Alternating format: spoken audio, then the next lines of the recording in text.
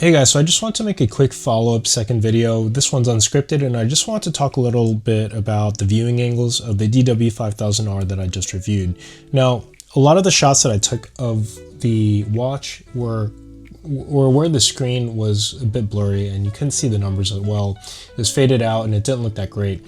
So I wanted to show you something that I've come to realize after making the review and watching and wearing it a little bit more, which is that this watch is optimized for people who wear their watches on their left wrist.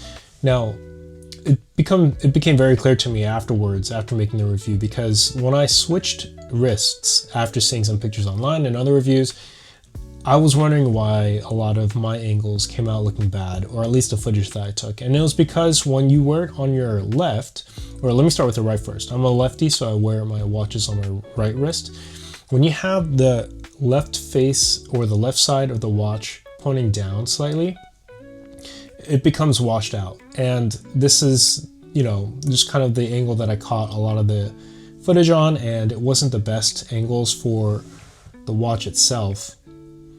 And when you turn it the other way, the legibility increases dramatically.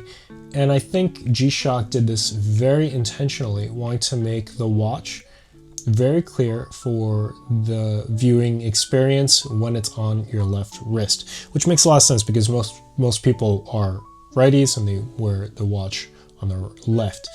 And so with that said, when the right side is pointing down just a little bit and the face is facing up, not directly at your face, but when it's facing up a little bit, the legibility, the contrast, the clarity increases tremendously.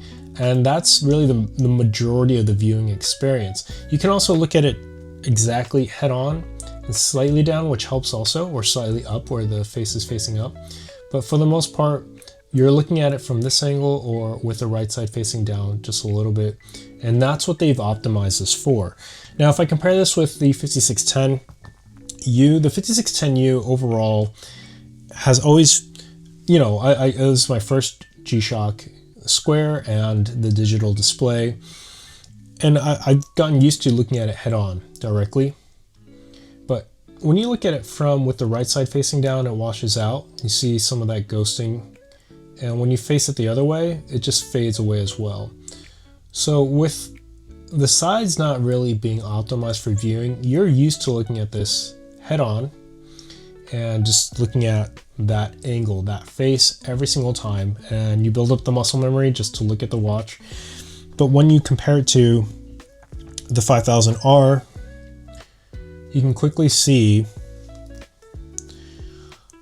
when placed at an angle, again with the right side facing down as if it was on your left wrist, the clarity is superior for sure.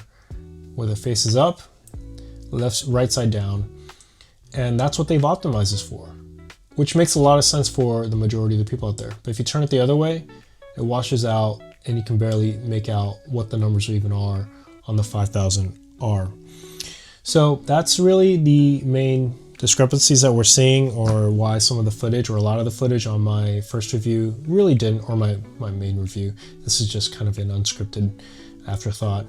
They look washed out, but I want to make sure that everyone sees that there is tremendous clarity. It's just for specific angles that G-Shock has engineered. Thanks for watching, and I'll see you guys in the next one.